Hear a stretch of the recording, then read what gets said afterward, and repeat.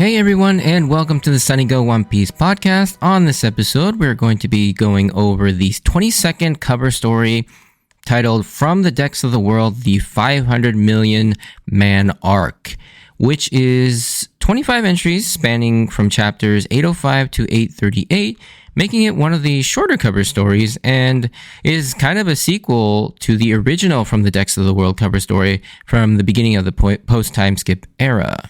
Alright, so to go over a quick synopsis, like the original cover story where we saw everyone's reaction to the news that the Straw Hats have returned from their 2-year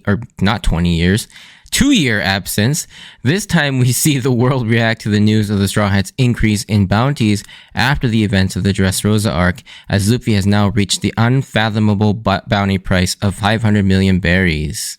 Okay, so let's get into the cover story itself. So we begin just like with the original with a shot of the news crew flying around delivering the newspaper with the news of the Straw Hats' new bounties.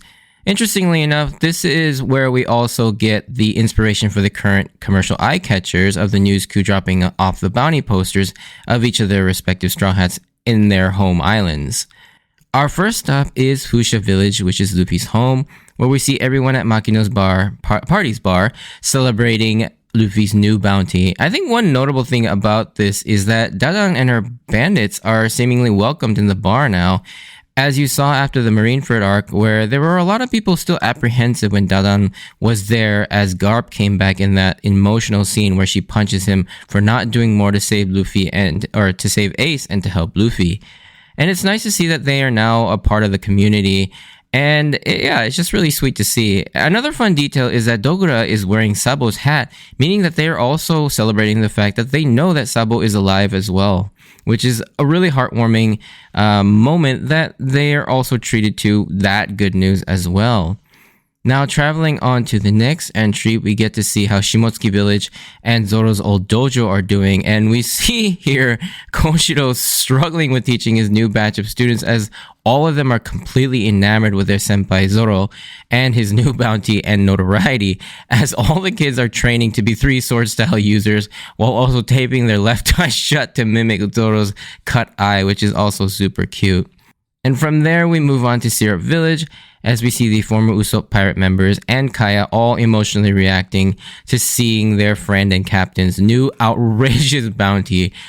And from there, chronologically, we move to the Baratier, Sanji's home, where we see Zeph, Patty, and Carne all happy to see Sanji is doing well, but at the same time, Zeph is a little curious about Sanji's wanted poster, no doubt wondering about the only alive part of it.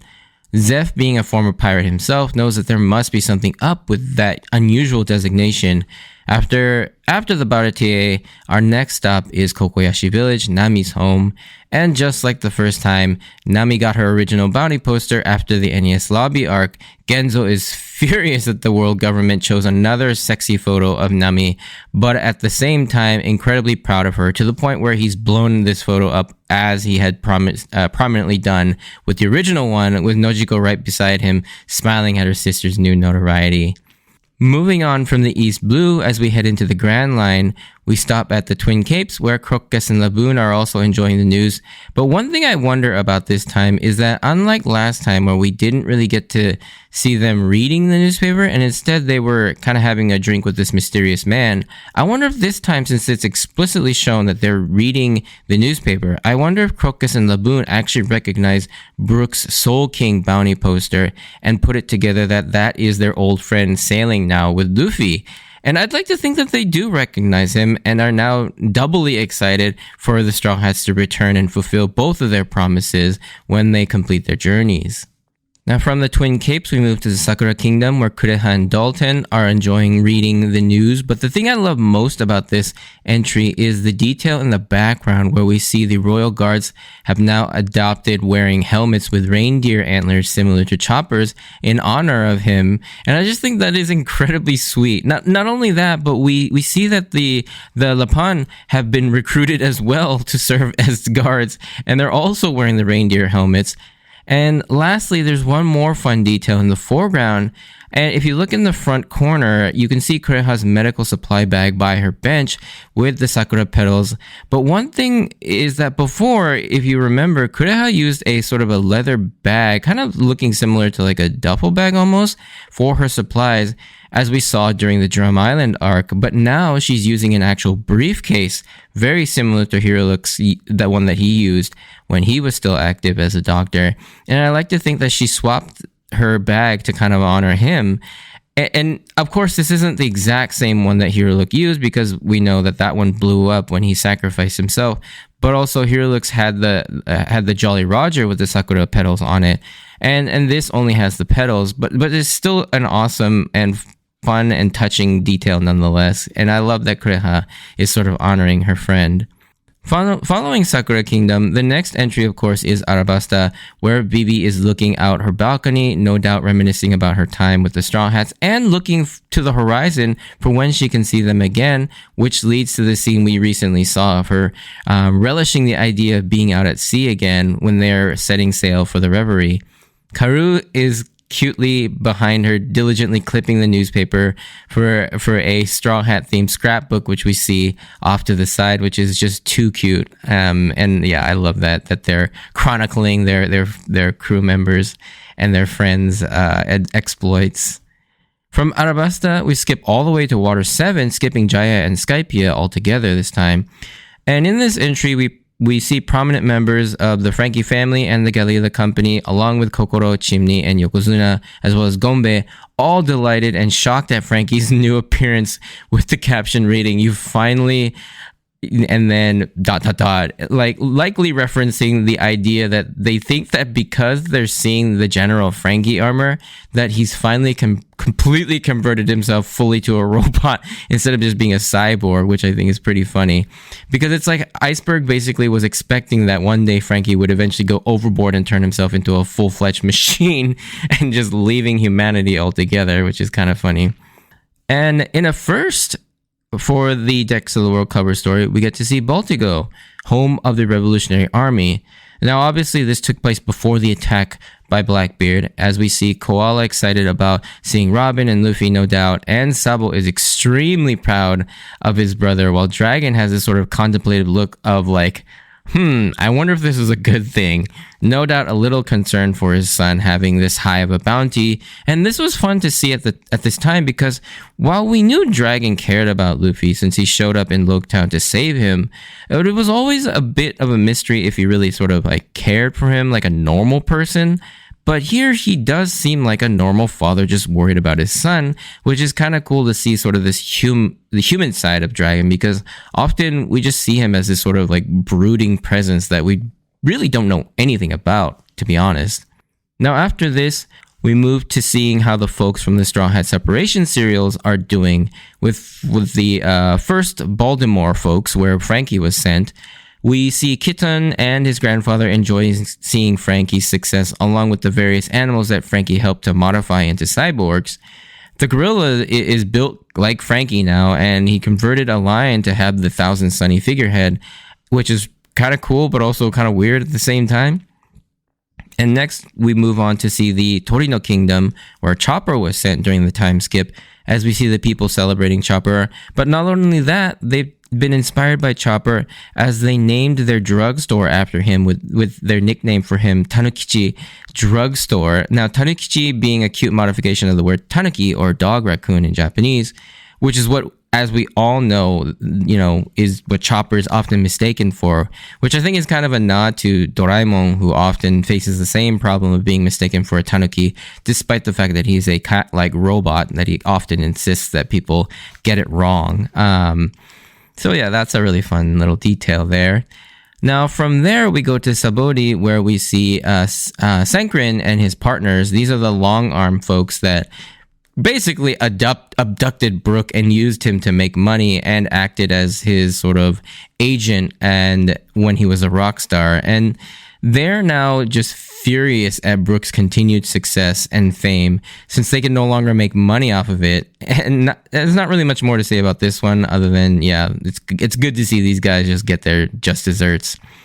Similarly, we see Heracles flying around on his giant rhino beetle, but after the events of the Return to Sabodi mini arc at the beginning of the post-time skip era, where he helped Usopp and the Straw Hats escape, the caption states that instead of returning home to the Boeing archipelago, he's still flying around. And yeah, it's interesting what he's actually doing, maybe indicating to us that Oda still has something more in store for this character to do. But so far, nothing has really come about of this one yet. The entry after that is awesome as we move to Witheria, where Nami was sent during the time skip, and we see Haridas and his colleagues all move on from their sort of wizard-style robes and are now dressing with some fashion and pizzazz to hopefully impress their friend Nami when they see her again, which I think is super sweet that they kind of got to know Nami and like her sense of fashion kind of rubbed off on them. And from that, it's just like, I love seeing how even as individuals, they all sort of affect the people around them in positive ways. Now, from Nami's destination, we get to see Zoro's time skip location at Kuraigana Island, where we see Mihawk, Perona, and the human Groves all reading the news of Zoro and the Straw Hats while eating some onigiris, which is, of course, a nice callback to Zoro's most iconic move, the onigiri. What's interesting is that it seems like they're gardening or farming, and you can kind of see some like lettuce heads there. I find this funny and interesting because it's not something I'd expect Mihawk to be doing. And I suppose this builds upon what he said in his sort of introduction, which is that he's incredibly bored being the strongest man in the world or the strongest swordsman in the world. And that since there's no one to challenge him, so naturally he's probably just running through a bunch of different hobbies to keep himself busy. At least that's what I'm imagining this scene to be. It's just like I'm envisioning a scenario where Mihawk's just going through different hobbies like woodworking, gardening, farming, knitting, and cooking. I think cooking is one thing that he does spend a lot of time because he is a pretty good cook, as we saw, when we first came to Kuraigana Island. But yeah, I'm just envisioning Mihawk just running through these hobbies because he's so bored. Now, from Zoro's time skip location, we move to Sanji's in the Kamabaka Kingdom, where it looks like Ivankov and the other ladies are preparing for something we won't find out about what they're doing and what they're preparing for till later in the series. I'll kind of mention this in the spoiler section. But yeah, it's interesting. This is one of the few entries in this one that actually kind of sets up something later on. The following entry sees us finally leave the Straw Hat Separation Serial Islands and going to see what is happening in Fishman Island as the citizens are enjoying the hat of a certain hero, as it says in the caption, where we see the kids having fun with their own straw hats and Fukaboshi and Shirahoshi looking on with joy and pride. The next two entries come in a bit of a pair as we go back to the paradise side of the Grand Line with Rayleigh as he reads the paper at his usual gambling haunt. Then, in the next entry, we see him go back to Ruskaina Island to share Luffy's success with the animal friends that he made while training there during the time skip, as they all are interested and happy about the news, which I think is really sweet that the animals cared and that Rayleigh was so proud that he felt the need to share the news with them too.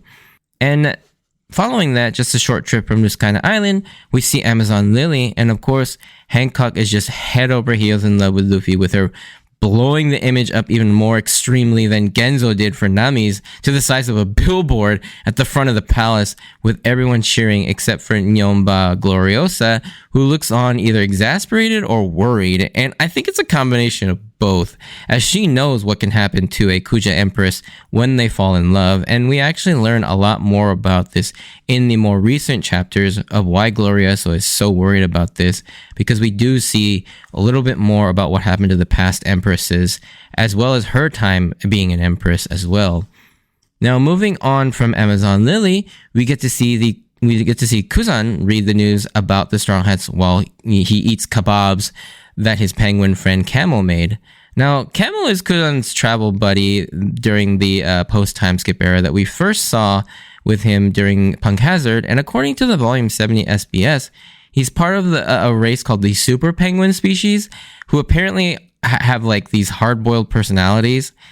And Kuzan being interested in the Straw Hat's progression makes sense since Garp is his mentor, and he also has a stake in seeing what Robin is up to and making sure that she is living up to his friend Saul's sacrifice. The final two entries see reactions from the few members of the red-haired pirates. The first being Yasop laughing joyously at reading the paper, no doubt happy about the fact that his son has a massive bounty now, and he's flanked on either side of him by two top-ranking officers in the red-haired pirates crew who we actually just fairly recently got the names and positions that they hold in the crew for in the volume 101 SBS. The man on the left with the sunglasses and the dragon/snake-like tattoos on his chest, his name is Building Snake and serves as the navigator of the red-haired pirates, while the bald man to the right is Bonk Punch and is one of the musicians of the crew, and along with the monkey sitting on his shoulder, whose name is Monster, is also another musician for the crew as well. And finally, we see Shanks, Ben, and Rockstar also reacting to the newspaper, while the caption states that they're at a wedding at a certain island.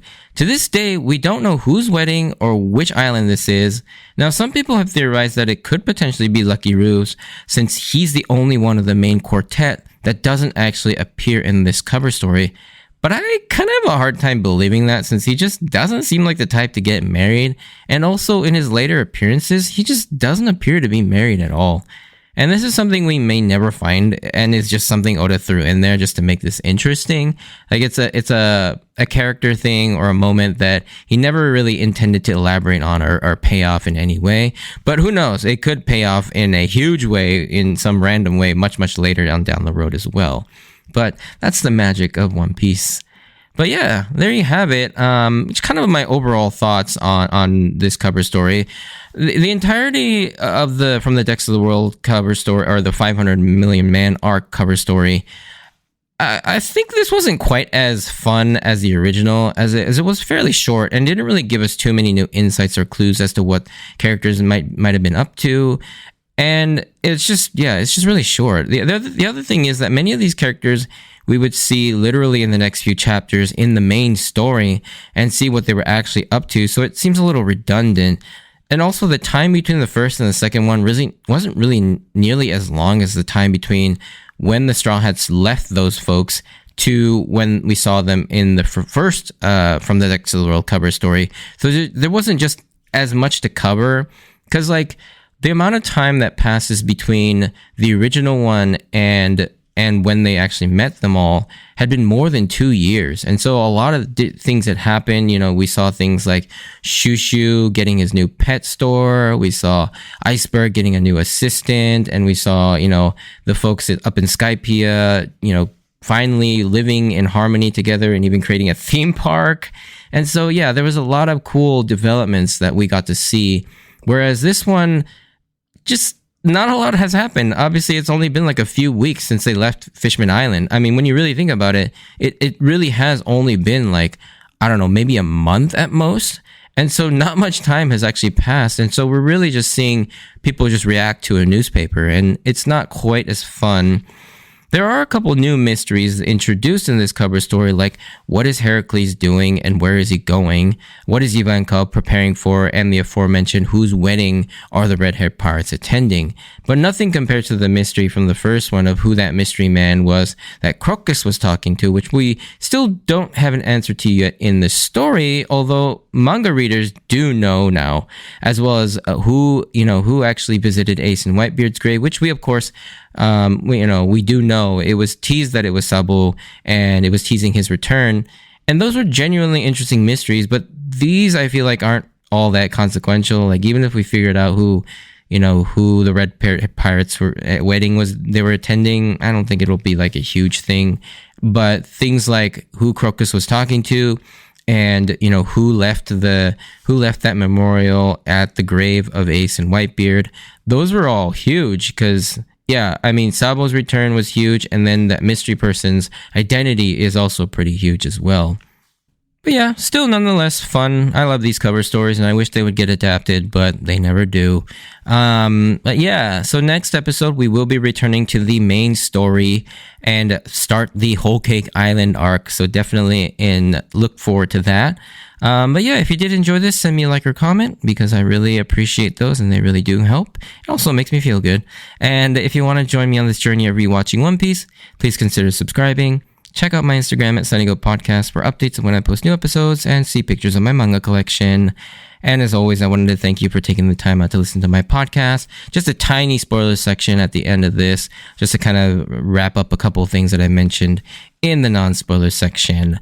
But if you're not interested in that, stay safe out there, and I hope to see you on the next episode. Bye!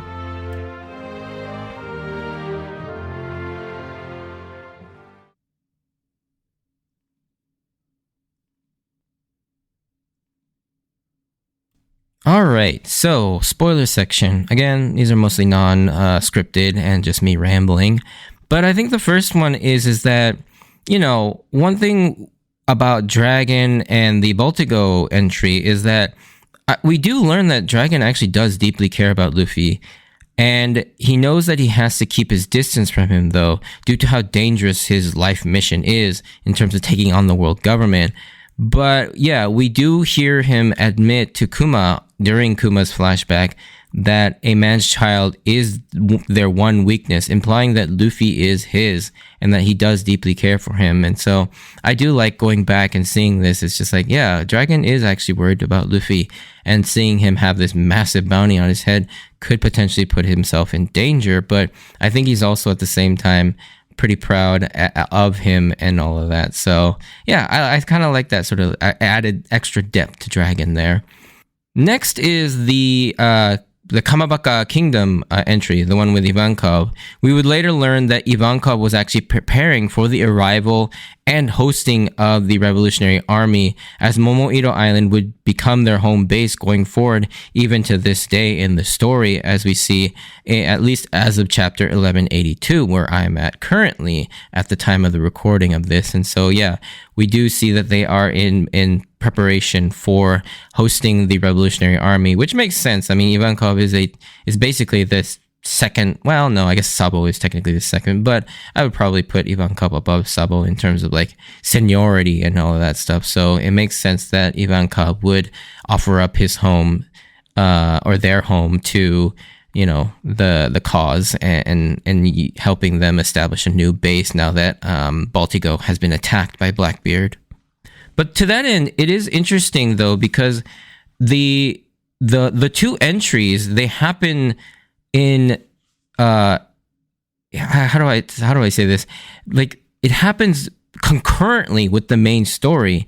And so you have this thing where the Baltigo entry happened before we found out what happened with Blackbeard attacking Baltigo and the headquarters of the Revolutionary Army. Then some time passes in the main story, and then we get the next entry where now we see Ivankov preparing for the arrival of the Revolutionary Army. So that's a really unique situation where this cover story happens concurrently with the events in the main story, which I think is the first time we've seen something like that. Anyways, that's basically all I wanted to talk about for the spoiler section. So if you hung around for that, thank you. And yeah, hope to see you on the next episode. See ya.